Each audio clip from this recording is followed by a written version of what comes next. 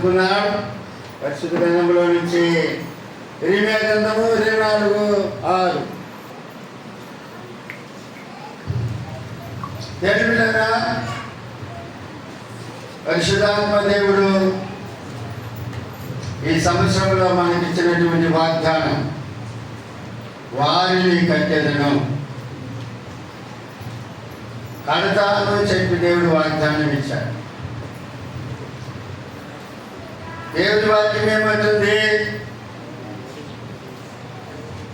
యెహోవా ఇల్లు కట్టించిన యెడల దాన్ని కట్టువారి ప్రయాసము వ్యర్థము. అంటే దేవుడు ఇంటిని కట్టాలా, కుటుంబాన్ని కట్టాలి, ఆయనే కట్టాలి. ఆత్మ సంబంధమైన కార్యాలు కట్టాలన్నా, భూ సంబంధమైన కార్యాలు కట్టాలన్నా, ఏ కార్యాలు కట్టాలి అన్నా అది ఎవరు కట్టాలంటే దేవుడే కట్టాలి. సియోనును కట్టువాడు ఆయనే, యెరూషలేమును కట్టువాడు ఆయనే.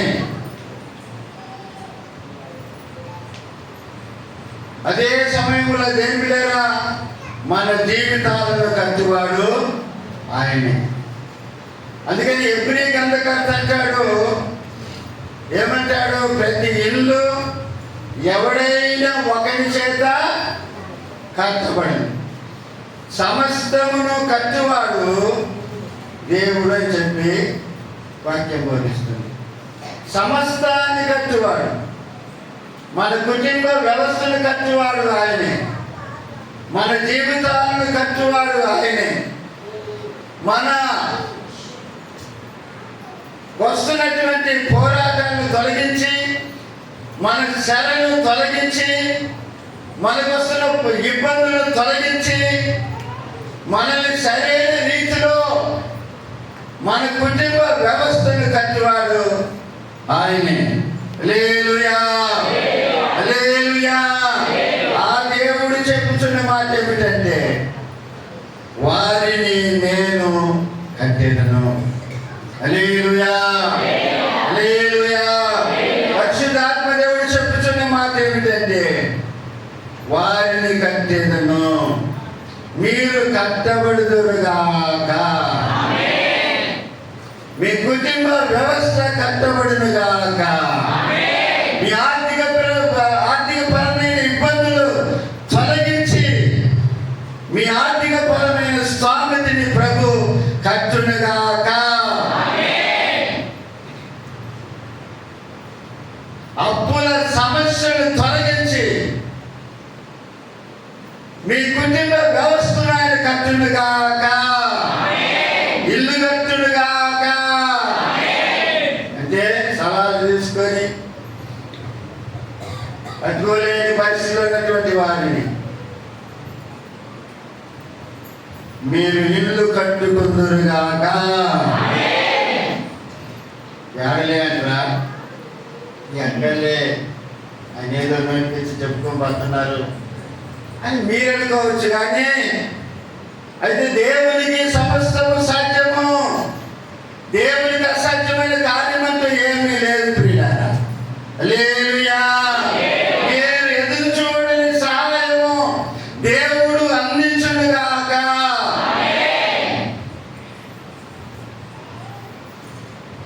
సహాయం చేస్తాడు ఆయన,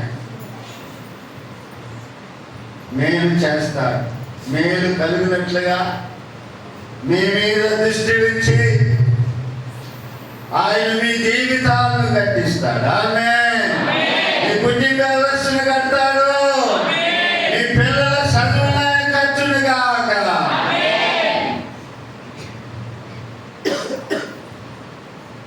వివాహం కాలేదా?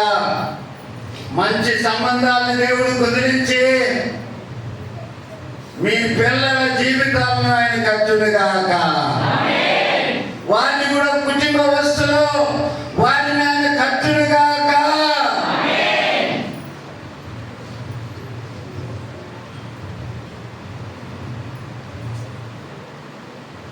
కడతాడు. యాకోబుని దేవుడు కట్టాడు, అందుకని యాకోబు గొప్పవాడైనాడు. ఎక్కడైతే బానిసగా ఉన్నాడో, ఎక్కడైతే కూలి పని చేశాడో అదే స్థలంలో దేవుడు యాకోబును అభివృద్ధి పరిచాడు. ఐగుప్తులో మంత్రసానుల వంశాన్ని కట్టాడు, వంశాన్ని అభివృద్ధి పరిచినాడు. దావీదు అరణ్యంలో తిరుగుతున్నాడు, శత్రువులు అతన్ని తరుముతూ ఉన్నారు. దావీదు పరిస్థితులను దేవుడు మార్చి దావీదు కుటుంబాన్ని దేవుడు కట్టినాడు. హల్లెలూయా, హల్లెలూయా. గొర్రెల కాపరిగా ఉన్నటువంటి దావీదును ఇశ్రాయేలీయులను తన ప్రజల మీద దేవుడు అతన్ని రాజుగా చేశాడు. హల్లెలూయా, హల్లెలూయా. దావీదు కుటుంబాన్ని కట్టిన దేవుడు, దావీదును అభివృద్ధి పరిచిన దేవుడు మిమ్మల్ని కూడా కట్టునుగాక, మిమ్మల్ని కూడా ఆశీర్వదించునుగాక, మిమ్మల్ని కూడా ఆయన దీవించునుగాక.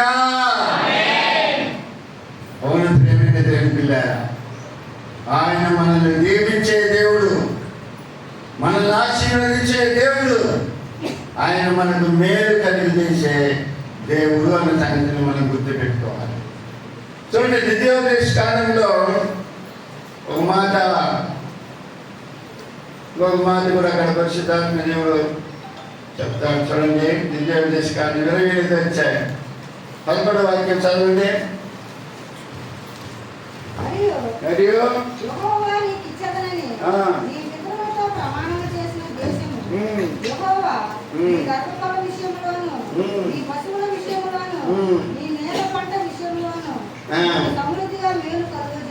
చూడండి దేవుని పిల్లారా, మీకు ఇచ్చిన దేశంలో దేవుడు ఏం చేస్తున్నాడంటే నీ గర్భఫల విషయంలోనూ, నీ పశువుల విషయంలోనూ, నీ నేల పంట విషయంలోనూ నీకు మేలు కలిగినట్లుగా ఆయన నీకు సమృద్ధిగా దయచేయునుగాక. కట్టుట అనే ఒక మాటకు మరొక అర్థం ఏంటంటే సమృద్ధి అనే సంగతిని గుర్తుపెట్టుకోవాలి. అంటే సమృద్ధిగా దీవించే దేవుడు, సమృద్ధిగా ఆశీర్వదించే దేవుడు, సమృద్ధిని కలుగజేసే దేవుడు. ఆమేన్, హల్లెలూయా. ఆ సమృద్ధిని మీ మీదకి వచ్చునుగాక, మీ కుటుంబం మీదకి వచ్చునుగాక. చాలా డల్లుగా చెప్తుంది.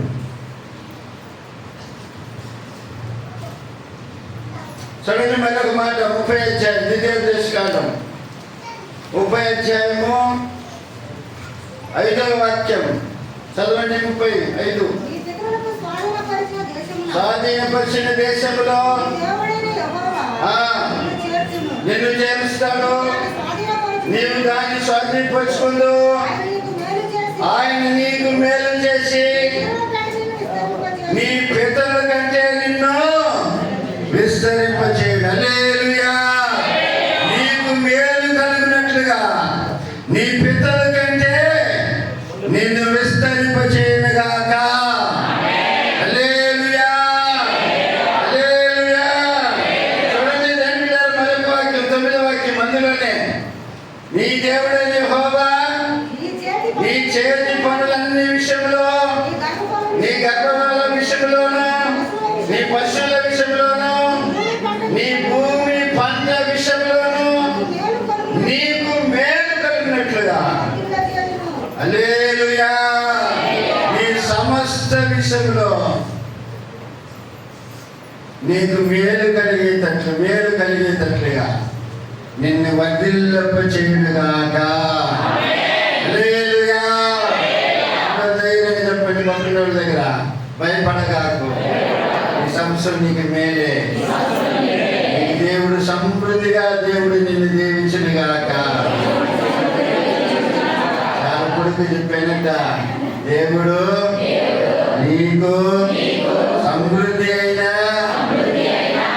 దీవెన కలుగు చేయునుగాక. దేవుని సమృద్ధి అయినా దీవెన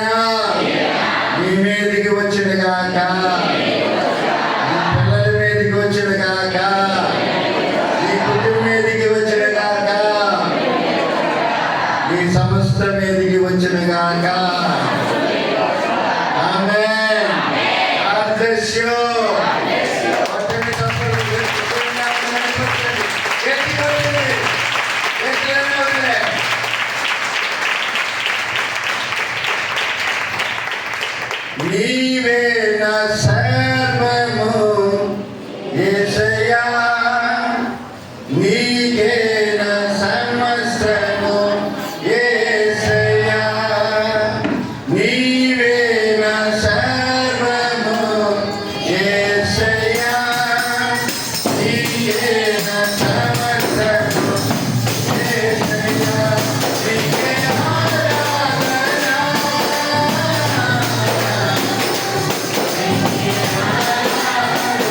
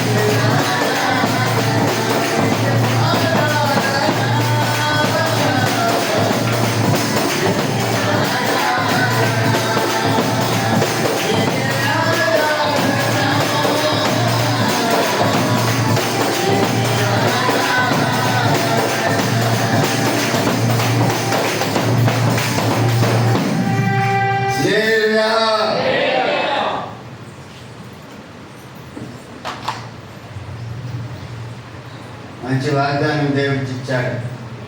అంటే ఆ వాగ్దానం మనకు వచ్చిన వ్యవస్థలో నెరవేరును గాక. పోరాడి చెప్పండి, నెరవేరును గాక. పక్కన చెప్పండి, ఈ వాగ్దానం నీ జీవితంలో నెరవేరును గాక. పిల్లల విషయంలో నెరవేరును గాక. వ్యవస్థలో అది నెరవేరును గాక. భయపడగా ధైర్యంగా ఈ సంవత్సరం నీదే. ఆమేన్. చెప్పిందా? ఈ సంవత్సరము మంది, ఈ సంవత్సరం మనది అవ్వాలంటే ఏం చేయాలి?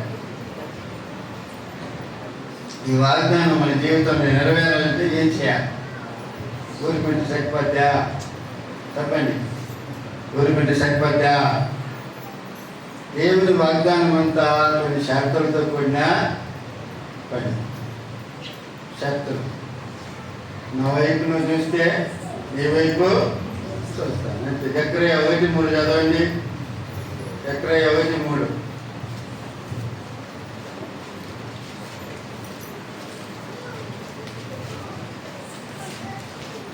మలాకి దగ్గర ఉంటుంది జకర్యా గ్రంథం.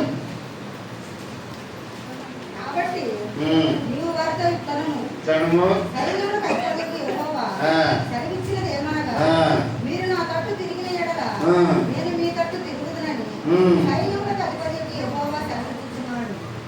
సరే, ఎవరి తట్టు తిరగాల? ఎవరి తట్టు తిరగాలమ్మా? ఎవరి తట్టు తిరగాల? యేసయ్య వైపు తిరగాలి. ఆయన వైపు తిరిగితే నీ వైపు ఆయన తిరుగుతాడు. పని చేయకుండా చేతి వస్తుందా? అమ్మా చెప్పండి, ఎవరి ఉంటే చెప్పండి, నేను కూడా పోతా. మొదటిగా చేతి మీదుగా పని చేయి ఫస్ట్లు అంటాడు. ఎవరైనా చేతి మీద పని చేస్తాను నేను, మీరంటే ఒప్పుకోడు ఆయన. ఫస్ట్లో పని చేయి, దాని తర్వాత నీ పని చూసి నేను జీతం ఇస్తానంట. నెలంతా పని చేసిన తర్వాతనే నీ యొక్క కష్టాన్ని ఆయన తీసుకొని, యజమానుడు, నువ్వు పని చేసిన వ్యక్తి, పని చేయించుకున్న వ్యక్తి, నీ ఫలాన్ని నెలంతా తీసుకొని ఆయన జీతం ఇస్తాడు. నెలంతా నీ బలము ఎంత వాడతావో నువ్వు కదండి, అప్పుడే నీకు జీతం వస్తుంది. ఒకసారి నడుము టింగురు మంటది కదండి, ఒకసారి నడుము టింగురు మంటది. ఒకరోజు వేస్తే ఇంత పోద్ది, ఇన్ని రోజులు కష్టపడితే ఈ రోజు కానీ పోకపోతే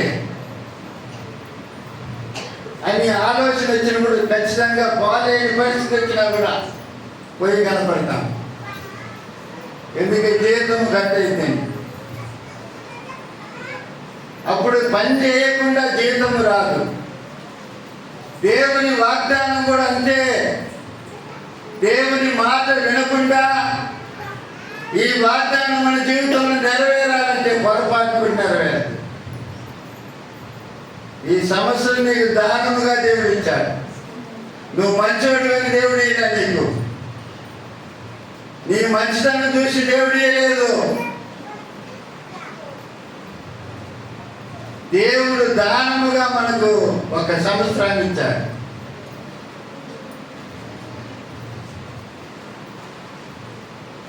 ఈ సంవత్సరాన్ని మనం ఏ విధంగా ఉపయోగించుకోవాలో ఆ విధంగా మనము దేవునికి ఇష్టమైన కార్యాలు చేస్తూ ఉపయోగించుకుంటే దానివల్ల నీకు ఫలితం ఉంది, దానివల్ల నీకు దీవెన ఉంది, దానివల్ల నీకు ఆశీర్వాదం ఉంది.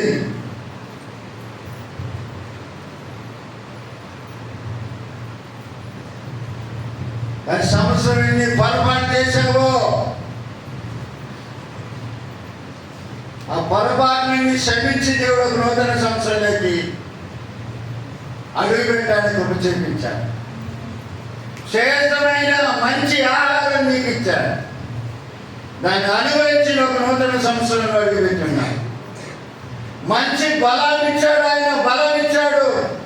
సంవత్సరాన్ని మొదలుకొని సంవత్సరాంతం వరకు శక్తినిచ్చాడు నువ్వు సంపాదించుకోవటానికి. అపాయములు ఎన్నో వచ్చినాయి, నువ్వు ఎగిరిపోకుండా దేవుడు నిన్ను కాపాడినాడు. నూతన సంవత్సరాన్ని దానముగా ఇచ్చినాడు.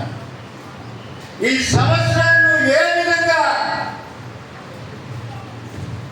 ఆ దినాలను, ఆ సమయాలను, రోజులను, వారాలను, మాసాలను నువ్వు ఎంత పద్ధతిగా ఉపయోగించుకుంటావో అంత దేవుని నీ మీదకి వస్తుంది, అంత ఆశీర్వాదాన్ని నువ్వు అనుభవిస్తావు, అంత మేలును నువ్వు అనుభవిస్తావు, అన్ని కార్యాలు నీ జీవితంలో నువ్వు చూస్తావు.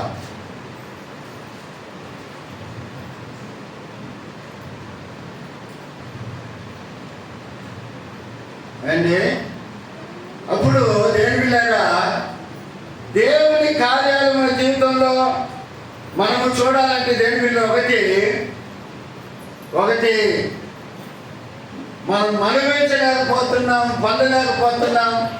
దేవుని కార్యాలంటే కారణం ఏంటంటే ఒకటి మన పాపములే, మన తప్పిదములే. పాపం అంటే ఏంటండి? ఆజ్ఞ అతిక్రమమే పాపము. నువ్వు ఇంట్లో కూర్చొని గుడి కాకపోతే పాపము. నువ్వు ప్రార్థన చేయడం తెలిసి కూడా నువ్వు ప్రార్థన చేయకపోతే నువ్వు పాపము చేస్తున్నావు. ఆయన సృష్టికర్తల సంగతిని తెలిసి కూడా నీ నోరు దేవుని గణపరచుకోకపోతే నువ్వు పాపము చేస్తున్నావు. దాన్ని పాపిష్టి పనులు చేస్తున్నావు అని అర్థం.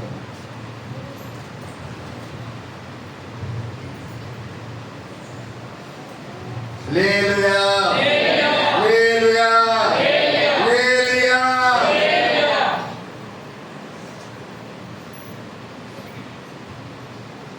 భయంకరమైన దినాల్లో ఉన్నాం. ఈ భయంకరమైన దినాల్లో దేవుని పిల్ల లోకముతో పాటు మనం కలిసిపోకుండా దేవుని పిల్లారా ఒక ప్రత్యేకత అనేది మనలో కనపడాలి. ఒక ప్రత్యేకత అనేది మనలో కనపడాలి. నువ్వు దేవుని బిడ్డమని సమాజం గుర్తించేటట్లుగా నీ జీవితం ఉండాలి. హల్లెలూయా, హల్లెలూయా, హల్లెలూయా. చూడండి ప్రియమైన దేవుని బిడ్డలారా, ఇర్మియా గ్రంథము 5వ అధ్యాయము దగ్గర తీసుకుపోదాము. సరేనా? ఇర్మియా గ్రంథం 5వ అధ్యాయము 25వ వాక్యం చదవండి. మీ దోషములు వాటి క్రమమును తప్పించను. చూడండి, మీకు మేలు కలుగుకుండుటకు సార్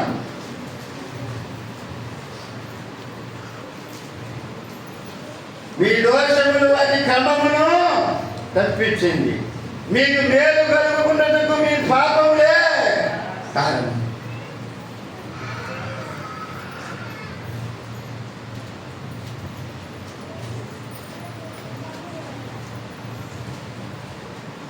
మీ అందరు రాకముందు మీరు రావాల్సిన అవసరం ఏముంది చెప్పండి? పిల్ల రాకముందే, పసిబిడ్డ రాకముందే, మీరు ఒక్కరు రాకముందే ముందే వచ్చి కూర్చుంటారు. ఎందుకు? కారణం ఏంటి? ఎందుకు?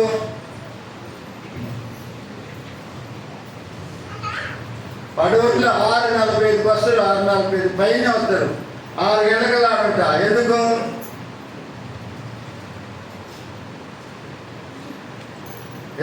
దేవుని పని.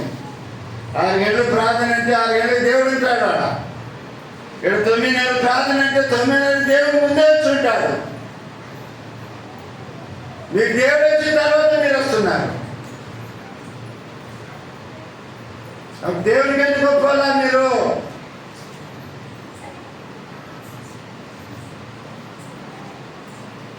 అంటే ఒక రకమైన పాపమే. నాకు ఎన్ని ఏళ్ళు? 11 ఏళ్ళకి నేను మైకి పట్టుకునేదాన్ని నిలబడేది. ఏమంత ముద్రాల్సిన అవసరమే కామించింది.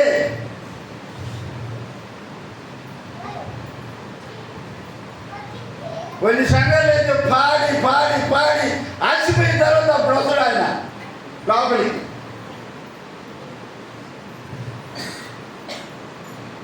సగం ఆఖరి చచ్చిపోయిన తర్వాత అయిపోద్ది ప్రార్థన.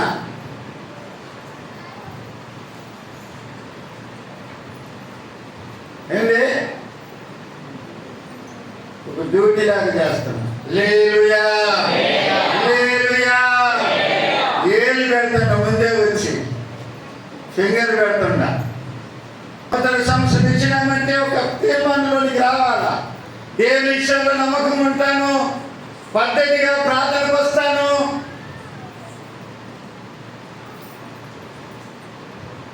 మనసారా ప్రార్థన చేస్తాను, మనసారా దేవుడిని స్తుతిస్తాను. ఇదిగో ఒక రోజుకి నేను బైబిల్ చదువుతాను, నా పిల్లలకి నేర్పిస్తాను, వాళ్ళ కొరకు ప్రార్థన చేస్తాను. ఎంతమంది తల్లిదండ్రులు పిల్లల కొరకు ప్రార్థన చేస్తున్నారు అండి?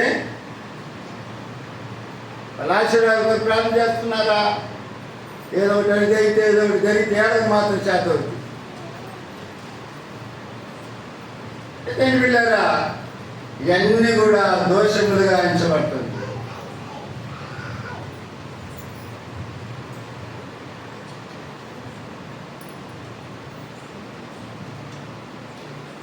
మేలు కలుగునట్లుగా మన పొరపాట్లే దాని క్రమాలు తప్పిస్తుంది. మేలు కలగనట్లుగా దానికి కారణం మన పొరపాట్లు, మన తప్పిదాలు. చూడండి, మరి వాక్యం కూడా చదవండి. యెషయా గ్రంథం 3వ అధ్యాయము 3:10. యెషయా గ్రంథం 3వ అధ్యాయం 10వ వాక్యం చదవండి అమ్మా. మీకు మేలు కలుగునని నీతిమంతులతో చెప్పుము. చూడండి, మనకు మేలు కలగాలంటే దేవుని నీతిని అనుసరించాలి. మన నీతి కాదు, మన నీతిని కాదండి. అప్పుడు మన నీతిని బట్టి మన క్రియల ఫలము మనం అనుభవిస్తాం. మన నీతి స్వార్థపరమైన నీతి, మన నీతి స్వనీతి. దేవుని దృష్టిలో మన నీతి అంతా మురికి గుడ్డకు సమానము. దేవుని దృష్టిలో నీతిమంతులుగా కనపడాలి. వాళ్ళు దాని క్రియల ఫలము అనిపిస్తారు. అప్పుడు మనం నీతిమంతులంగా మనం ఉండాలని దేవుని వాక్యం మనకు బోధిస్తుంది. సామెతలు 28:10. సామెతలు 28:10 చదవండి. యథార్థవంతులను దుర్మార్గమందులను చొప్పించువాడు తాను చదివిన గోతిలో తానే పడును. యథార్థవంతులు మేలైన దానిని సమర్పించు. యథార్థవంతులను దుర్మార్గమందు చొప్పించువాడు తాను చదివిన గోతిలో తానే. యథార్థవంతులు మేలైన దానిని సంతరించుకోవాలి. మేలైన దాన్ని సంతరించుకోవాలంటే మనలో యథార్థత అనేది కనపడాలి. హల్లెలూయా హల్లెలూయా. మరి చూడండి 13:21 కూడా నీతిమంతులంగా యథార్థవంతులంగా మనం కనపడాలని పరిశుద్ధ లేఖనం మనకు బోధిస్తుంది. 13:21 కీడు పాపులను తరుమును, నీతిమంతులకు మేలు ప్రతిఫలముగా. మేలు కలగాలంటే మనం నీతిమంతులంగా ఉండాలి, దేవుని నీతిని అనుసరించాలి. ఇంకా దేవుని వాక్యాన్ని మనం గమనించినట్లయితే ఆయనతో సహవాసం చేసినట్లయితే నీకు మేలు కలుగు. ఎక్కడ వస్తుంది? ఇది యోగ గ్రంథంలో వస్తుంది 22:21. ఆయనతో సహవాసం చేసినట్లయితే ఆయనతో సహవాసము చేసిన నీకు సమాధానం కలుగును, అలానే నీకు మేలు కలుగు. మేలు కలగాలంటే నీతివంతులంగా ఉండాలి, యథార్థవంతులంగా ఉండాలి. ఎవరితో సహవాసం చేయాలి? దేవుడితో సహవాసం చేయాలి. దేవుడితో సహాయం చేయాలి. ఏది విగ్రహారాధన చేయకుండా దేవునితోనే సహవాసము చేయాలి. చూడండి యెహోషువ గ్రంథంలో చూడండి ఒక మాట, 24వ అధ్యాయం 20వ వాక్యం.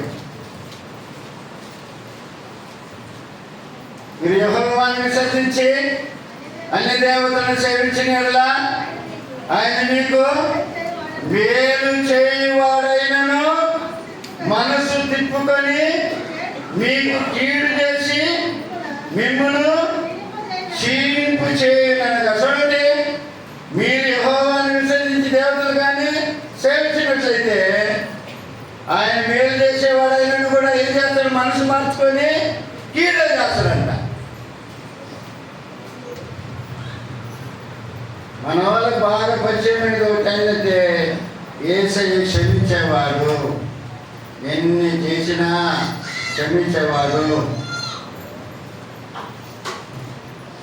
ఆయన పాపాలను క్షమించేవాడు, పొరపాలను క్షమించేవాడు అని అనుకుంటాం. అయితే క్షమించాడు, ఒకప్పుడు క్షమించాడు కాదల్లా, ఈ జీవితాంతం క్షమిస్తూనే ఉన్నాడు. ఇప్పుడు రాబోతున్నాడు, న్యాయాధిపతిగా రాబోతున్నాడు, తీర్పు తీర్చడానికి రాబోతున్నాడు. ఒకప్పుడు అడ్వకేట్గా వకీలుగా ఉన్నాడు, ఇప్పుడు జడ్జిగా మారిపోయినాడు. ఆయన వకీలు ఉండి దేవుడు మన కొరకు దేవుని దగ్గర కొంచెం సపోర్ట్, ఇంకా ఈ సంవత్సరం కూడా పని అయ్యా, ఆ రాళ్ళు ఎరువేస్తాను, నీరు పోస్తాను అంటే దేవుడు మన పట్ల సపోర్ట్ చేస్తా ఉండు. ఈసారి పని చేయకపోతే సరే, నీ ఇష్టం ఎలా చేస్తావో చేయని చెప్పి దేవునికి అప్పుడు చెప్తాను. హల్లెలూయా, హల్లెలూయా. కాబట్టి దేవుని వాగ్దానము మన జీవితంలో నెరవేరాలంటే మనలో పాపం ఉండకూడదు. దేవుని యథార్థత, నీతి మనలో కనపడాలా. ఆయనతో సహవాసం చేయాలా, అన్ని దేవతలను విగ్రహారాధన చేయకుండా దేవుడితో సహవాసం చేయాలా. తర్వాత ఆయన మాటలను అనుసరించి మనము జీవించాలి. హల్లెలూయా, హల్లెలూయా. ఆ విధంగా నడుచుకున్నప్పుడు దేవులారా ఆయన కార్యములు మన జీవితంలో మనము చూడగలుగుతాము. చదవండి 5వ అధ్యాయము, ద్వితీయోపదేశకాండం 5వ అధ్యాయము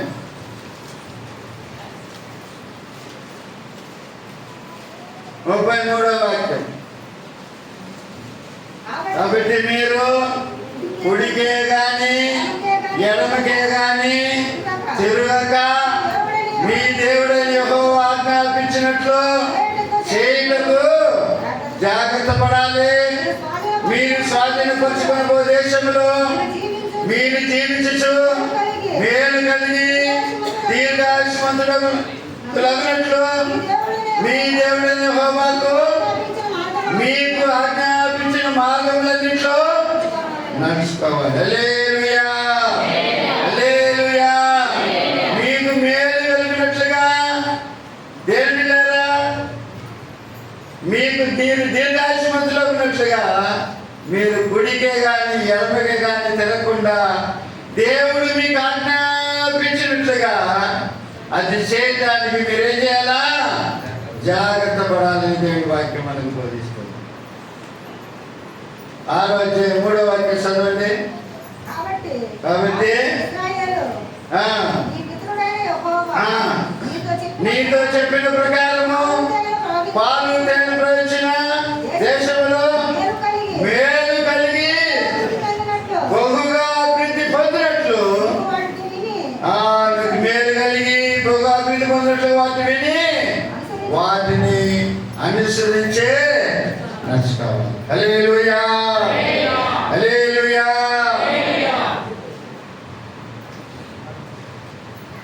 సకల దేశముల జలములలో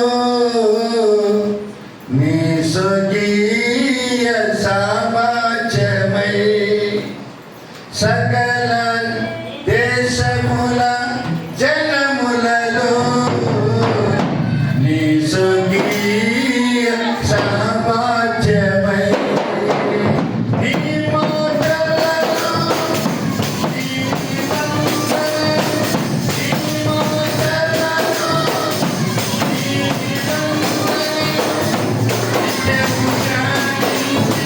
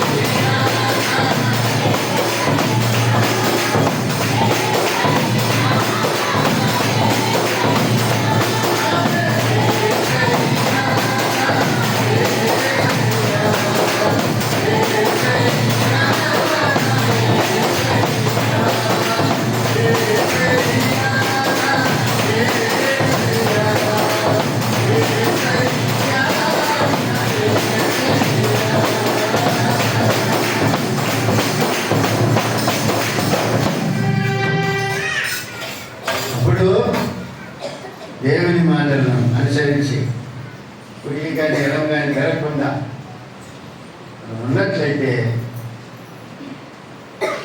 మేలైన కార్యాలు దేవుడు మనం చేస్తాడు, మనల్ని అభివృద్ధి పరుస్తాడు, మనల్ని విస్తరింపజేస్తాడు.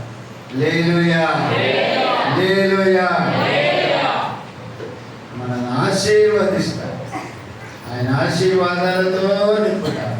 హల్లెలూయా, హల్లెలూయా. మాట కూడా చదవండి, అందులోనే అధ్యాయంలోని మరొక మాట 24వ వాక్యం చదవండి. అందులోనే మనకు నిత్యము మేలు కలుగుతానికి యెహోవా నీటి వలె మనల్ని బతికించినట్లు మన దేవుడైన యెహోవాకు భయపడి ఈ కట్టలన్నీ గైకొల్లని మనకు ఆజ్ఞాపించను. ఆయన ఆజ్ఞలను, ఆయన కట్టడలను, ఆయన నియమములను దేవుడారా మనం అనుసరించి నడుచుకున్నప్పుడు ఆయన మనల్ని దీవించే దేవుడుగా, మనల్ని ఆశీర్వదించే దేవుడుగా, మన అవసరాలు తీర్చే దేవుడుగా, ఎనిమిదారా మన హృదయ వాంఛలు నెరవేర్చే దేవుడుగా ఉంటున్నాడన్న సంగతిని మనం గుర్తుపెట్టుకోవాలి. ఆమేన్, హల్లెలూయా. ఆ దేవుడు నిన్ను దీవించును గాక, ఆ దేవుడు నిన్ను ఆశీర్వదించును గాక, ఆ దేవుడు నిన్ను అభివృద్ధి పరచును గాక, ఆ దేవుడు నీ కుటుంబాన్ని కట్టును గాక. హల్లెలూయా, హల్లెలూయా. చివరిగా దేవులారా యెర్మీయా గ్రంథము 18వ అధ్యాయము 10వ వాక్యాన్ని చదవండి.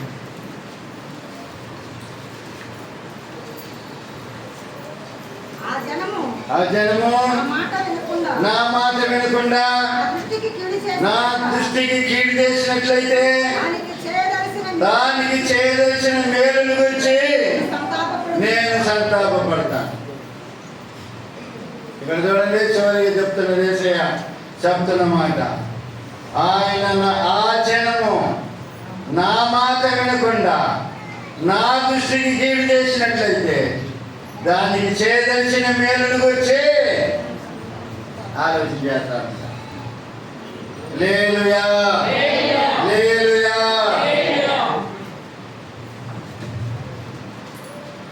ఏదైనా కార్యం జరిగితే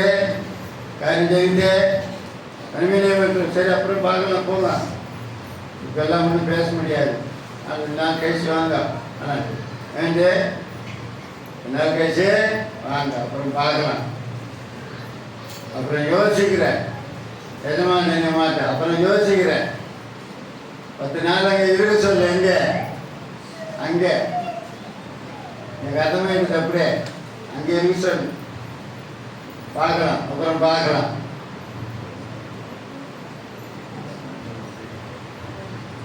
ఒక యజమాని విరోధంగానే మనం కార్యాలు చేస్తే, ఒక యజమాని అంత పని చేస్తున్నాడంటే దేవుడు చేయకుండా ఆయన ఎరిగిన బిడ్డలు, మారుమనసు లేని వాళ్ళు, దేవునికి దూరంగా ఉన్నవాళ్ళు, అంటే ఆ యేసయ్యని ఎరగకుండా దూరంగా ఉన్న వాళ్ళ గురించి దేవుడు లెక్క చేయడు.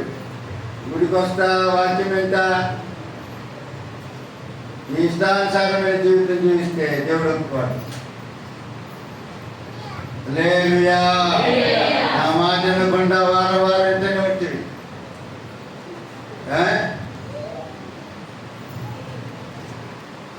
వారం పెట్టా ఉంటుంది, ప్రతి బుధవారం పెట్టా ఉంటుంది, శుక్రవారం పెట్టా ఉంటుంది. ఎవరి సేవకులు అయితే వాళ్ళు చెప్పే మాట ఇంత ఉంటుంది. నీ జీవితం మారకపోతే ఎట్లా వస్తుంది మేలు?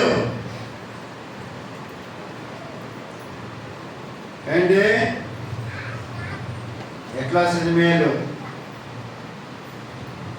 జీవితాన్ని మార్చుకున్నప్పుడు వస్తుంది. ఎన్నిసార్లు నువ్వు కావాలని నువ్వు గుడికి రాకుండా, నేను ఏది చూపించడం లేదు, మీ మనసును మీరే పరీక్ష చేసుకుని అంతే. మీ పనుల కంటే దేవుని మందిరం అంత అంత అంత అంత అంత అంత నీచగా ఉందా దేవుని మందిరం అంటే, దేవుని మాటలు అంటే. వాక్యం ఏమిటి? మొదటిగా నీతిని రాజ్యాంగమైన వాక్యం అంటుంది. మొదటిగా ఆయన పని చూసుకున్న తర్వాత ఇంకొక పని చేయమని వాక్యం అంటుంది. ఒక యజమాని యజమానికి ఏదో ఒక మనిషి పని చేస్తున్నాడు అనుకోండి, పొద్దున వచ్చి పని చేస్తుండు, చేసి వచ్చిన వాడిని చూసి, అయ్యా చాలా పని చేసినావు, పోయి భోజనం చేసి రాకుంటాడా అందంట. ఏం చేస్తుంది? ఫస్ట్ నాకు పెట్టించు, కాళ్ళు పెట్టుకుని నాకు పెట్టు, నాకు చేయలేయి, దాని తర్వాత నీ పని నువ్వు చేసుకుందాం అని అంటాడంట. బైబిల్ అంటుంది, నేను చెప్పలే. అవమానం వేసే నోరు తెచ్చి చెప్పాడు అన్నమాట. దేని పిల్లారా, మేలైన కార్యములు మనము మన జీవితంలో అనుభవించాలంటే, మేలు కలుగునట్లుగా దేవుని దృష్టి మన మీద ఉండాలంటే, మన జీవితం కట్టబడాలంటే, కుటుంబేస్తూ కట్టబడాలంటే, మన అభివృద్ధిలోనికి రావాలంటే దేవుని మాటలు మనం వినాలి, దేవుని నీతిని అనుసరించాలి. విగ్రహారాధన అనేది చేయకూడదు. విగ్రహారాధన అంటే దేవునికి నువ్వు ఎక్కువ దేని ప్రేమిస్తున్నావు అదే విగ్రహము. అది పరీక్ష చేసుకుందాం, ప్రార్థన చేసుకుందాం. దేవుడు తన మాటను దీవించి ఆశీర్వదించునుగాక. తలంచండి, ప్రార్థన చేసుకుందాం.